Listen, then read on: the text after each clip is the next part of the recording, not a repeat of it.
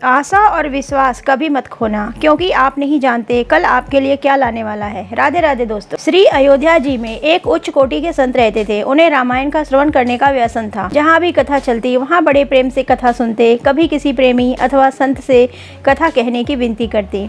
एक दिन राम कथा सुनाने वाला कोई नहीं मिला। वहीं पास से एक पंडित जी रामायण की पोथी लेकर जा रहे थे। पंडित जी ने संत जी को प्रणाम किया और पूछा कि महाराज क्या सेवा करें। संत ने कहा, पंडित जी रामायण की कथा सुना दो, परंतु हमारे पास दक्षिणा देने के लिए रुपया नहीं है।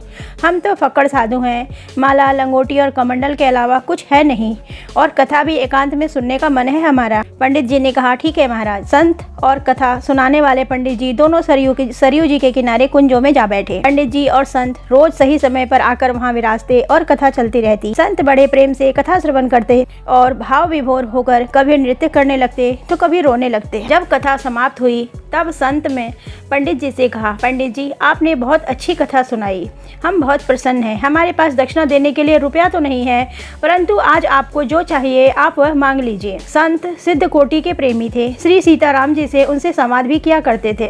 पंडित जी बोले, महाराज हम बहुत गरीब हैं, हमें बहुत सारा धन मिल जाए। संत जी बोले, संत ने प्रार्थना की कि प्रभु इसे कृपा करके धन दे दीजिए। भगवान ने मुस्कुरा दिया। संत बोले, तथास्तु। फिर संत ने पूछा, मांगो और क्या चाहते हो। पंडित जी बोले, हमारे घर पुत्र का जन्म हो जाए। संत ने पुनः प्रार्थना की और श्री राम जी मुस्कुरा दिए। संत बोले, तथास्तु, तुम्हें बहुत अच्छा ज्ञानी पुत्र मिलेगा। फिर संत बोले, और कुछ मांगना है तो मांग लो। पंडित जी बोले, श्री सीताराम जी की अखंड भक्ति प्रेम हमें प्राप्त हो। संत बोले, नहीं, यह नहीं मिलेगा। पंडित जी आश्चर्य में पड़ गए कि महात्मा जी क्या बोल गए। पंडित जी ने पूछा, संत भगवान यह बात समझ में नहीं आई। संत बोले, तुम्हारे मन में प्रथम प्राथमिकता धन सम्मान घर की है, दूसरी प्राथमिकता पुत्र की है, और अंतिम प्राथमिकता भगवान के भक्ति की है। जब तक हम संसार को परिवार धन पुत्र आदि को प्राथमिकता देते हैं तब तक भक्ति नहीं मिलती। भगवान ने जब केवट से पूछा कि तुम्हें क्या चाहिए, केवट ने कुछ नहीं मांगा। प्रभु ने पूछा, तुम्हें बहुत सा धन देते हैं, केवट बोला नहीं। प्रभु ने कहा, पद ले लो, केवट बोला नहीं। इंद्र पद, पृथ्वी का राजा और मोक्ष तक देने की बात की, परंतु केवट ने कुछ नहीं लिया। तब जाकर प्रभु ने उसे भक्ति प्रदान की। हनुमान जी को जानकी माता ने अनेकों वरदान दिए, बल बुद्धि सिद्धि अमृत आदि, परंतु उन्होंने कुछ प्रसन्नता नहीं दिखाई। अंत में जानकी जी ने श्री राम जी का प्रेम अखंड भक्ति का वर दिया।